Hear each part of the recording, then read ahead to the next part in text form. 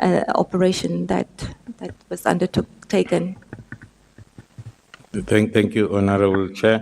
On paragraph 92, I'm indicating that the infiltration of criminals of the criminal justice system became quite clear to me through my work as head of crime intelligence, not as a project leader of PKTT.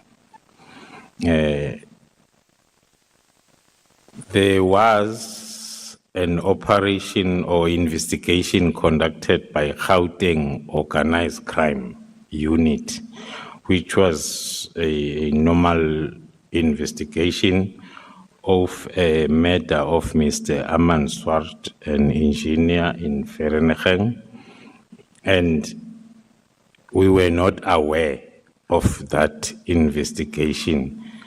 It was just their investigation. But then, because of the, if I go to next page, paragraph 96, where we are reflecting on the letter that was written by the senior state prosecutor addressed to the provincial commissioner of Gauteng, the deputy provincial commissioner, as well as the deputy national commissioner and the national commissioner. On that letter, the prosecutor was highlighting the threats that the investigation itself, as well as the investigating officers, were facing, mainly because initially it was mainly because one of the accused was a former warrant officer in the SAPS, and who was identified as an organizer of hits within this organized crime syndicate. And then the prosecutor went on to explain the other challenges other than the threats against the investigating officers.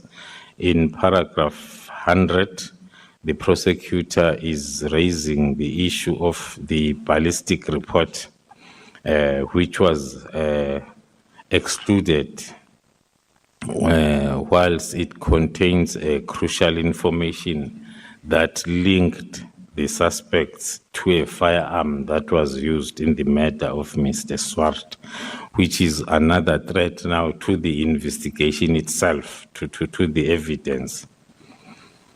In paragraph 101, we are indicating as to what the prosecutor said in terms of that ballistic report, that the forensic analyst failed to link the AK-47 cartridge cases with the murder weapon that they were found in possession.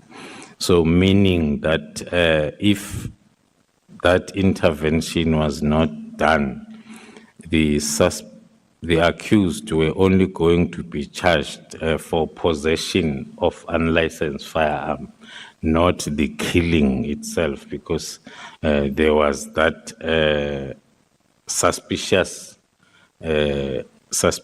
failure of linking the firearm with the killing by the ballistic expert.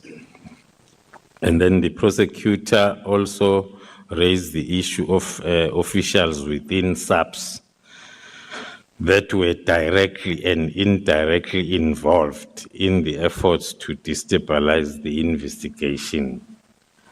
These are the concerns that are shared by the senior state prosecutor who's prosecuting the case, sharing it with the national commissioner and the provincial commissioner.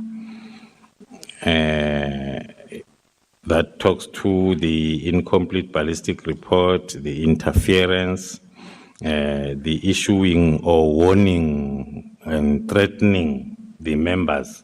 So the members that were investigating were threatened by their own seniors. And then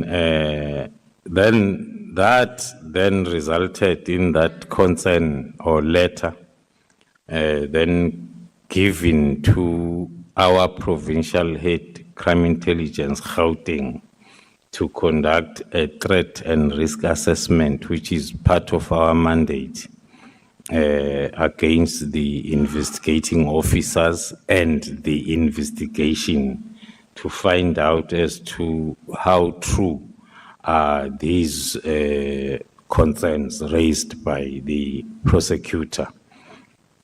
And then upon the finalization of the threat and risk assessment, and then the provincial head deemed it necessary to appraise me on that particular threat and risk assessment, as well as his recommendations.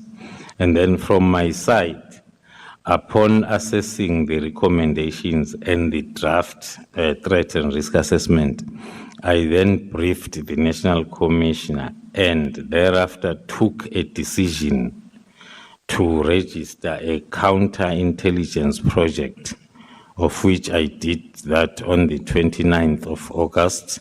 The letter by the prosecutor was dated the 5th of August. So after 2 to 3 weeks of the detailed threat and risk assessment, and then when it was presented to me, I then took that decision based on the level of threats.